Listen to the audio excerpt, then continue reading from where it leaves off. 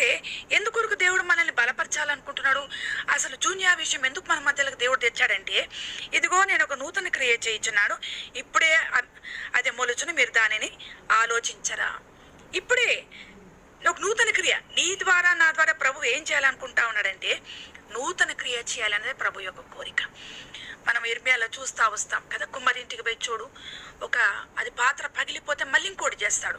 నీ జీవితంలో నా జీవితంలో కూడా ప్రభువును మనము వెంబడించే విషయంలో వెనకంజ వేస్తూ, పరిస్థితుల వైపు చూస్తూ, మనము కృంగిపోతూ, దేవుని చిత్తము మన ద్వారా జరిగించబడకుండగా మనం ఉన్నప్పుడు, దేవునికి బాధ, తర్వాత దేవుని పనులు మన ద్వారా జరగకుండగా శత్రు ఆటంకపరుస్తూ వస్తాడు.